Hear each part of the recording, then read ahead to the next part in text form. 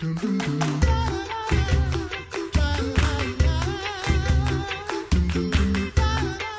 back to the Coffee Hour. I'm Sarah Gulseth. I'm Andy Bates. It's Monday in July, which means teachers are, well, I won't say back to school. No, you said it. But in the last month or two, teachers have been prepping, relaxing, hopefully. Maybe. I don't know. I'm not a teacher. I don't know how this works. But I do know that a certain group of music educators in our Lutheran Church came together for a very exciting opportunity put on by our good friend Emmy Woock, and she's here to tell us about it and why something like this is so important. So joining us by phone is Emmy Woock, Director of Music Ministries at Redeemer Lutheran Church in Elmhurst, Illinois. Welcome, Emmy. Happy Monday. Thanks for having me. So you've been telling me a lot about this opportunity, and it's been a thing for you and a very exciting thing, which is awesome. But let's take a step back before we dive in. And what is music literacy, and why is music literacy important? Yeah, so music literacy is a really critical part of music education, where you teach children to read music with the end goal of them being able to be independent music makers. So often, children learn music by hearing it and just repeating it back. But the ability to read music really opens the doors for what they're able to do for the rest of their lives. So music literacy is kind of equivalent to literacy as we think of reading books and being able to make up stories with words. But this is reading music and being able to use music in that same way. Absolutely. So then conversational solfege. We're going to throw out big words. I warned you. We're diving in deep today. What is conversational? What is solfege to begin with? And what is conversational solfege? How does that fit into the music literacy world? Sure. So Conversational Solfege is a literacy program. It's a curriculum that was created by Dr. John Feierob, and he is one of the leading experts in music education and has many, many years of experience and a lot of research behind his curriculum, and that's what has me so excited and why I'm so sold on this curriculum, because there is research to back up this curriculum and why it is so effective. And so Conversational Solfege is a curriculum that is part of a larger curriculum, actually, but this is the part that usually starts when children are in around second grade and have a good, solid music foundation. And this is where we are teaching them to read the music. And so there are units in this curriculum that focus on reading rhythms, and then there are other units in this curriculum that focus on pitches, and that's where the solfege comes in, for people who maybe aren't music educators. When they are asking me about this, I often say, well, have you seen the movie The Sound of Music? And, Joe Adair, and they go, oh, That's exactly where my mind went. Right. So it's a system for helping children to learn how to read music. As I was reading the notes for today, it took me back to, I think it was about second grade music class, song, and our music teacher using are they hand signs? Yes. So I remember that vividly. I remember picturing it. I don't remember all of what I learned, but I remember it vividly. So let's dig deeper. What exactly is solfege the actual hand signs, or is that something else altogether? No, the hand signs are something else. The solfege is essentially naming of the pitches, and this goes way, way, way back. And we find this, throughout history, and it has, changed and developed over the years, but it has stuck around because it is so effective. Mm-hmm.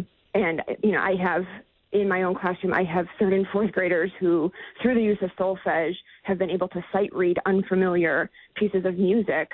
And it's wonderful when they're able to do that, because they see the connection and they get excited. And it's very similar to, a child in kindergarten or first grade who learns to read a book for the first time and makes that connection of, oh my goodness, I've been read to for all of my life, and now I can read for myself. And when children are able to use the solfege to sing something that they've never seen before, it's very powerful for them. And I think for many children, if not most, it also kind of helps them to understand what they're able to do with music, and, that they don't have to rely on just what they hear in church or on the radio, but they can pick up a piece of unfamiliar music and figure out what it sounds like. And so it's really exciting when they start to make those connections. So is it in essence a language? It is a language. Okay. I knew I'd get closer eventually. Gold stars. Thank you. And it's only Monday. Yeah, good for you. Yeah. Well, and music is exactly a language, and that is why it is so important. And I know we've talked on other programs that you had me on where, I've talked about early childhood, and that's a whole other component, but music is a language. And so part of this conversational solfege piece is that the children coming into this curriculum already have a good, solid foundation on the language of music. So they have been sung to, and they have been surrounded by rich musical experiences. And so while this curriculum can be started as young as second grade, it's really important that they have the foundation. And this curriculum provides a lot of flexibility. So if you have a group of children in second grade who don't have that foundation, there are other things that one would need to do and have in place before implementing this curriculum for it to be successful, because it is a language. And, if you think about children in school, children come to school already speaking and understanding English, and then we teach them to read and write it. And music is very much the same way. They need to be able to speak and understand the music of language before we can put print in front of them and expect it to have any meaning for them. This makes me want to be a music educator. Every week you have a new career. I know, it's true. So we've talked about this fantastic concept. I'm kind of getting goosebumps over here because it's just so cool. Teaching music to kids. But it's cold in here. It's cold in here, and anyway. But teaching this to teachers in order for them to teach it to students is another step in this process. And you had this fantastic idea, and we only have a few minutes left. So.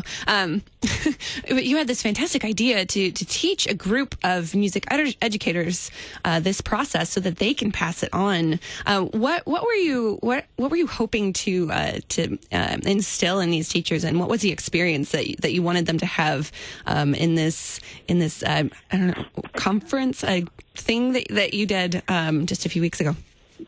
Yeah. So I really wanted teachers to have the opportunity to learn how to use this curriculum. So Dr. John Feierabend, as I said, is the creator of this curriculum, and there are teacher trainers who all over the country in the summertime do training sessions so that teachers can become certified in this method.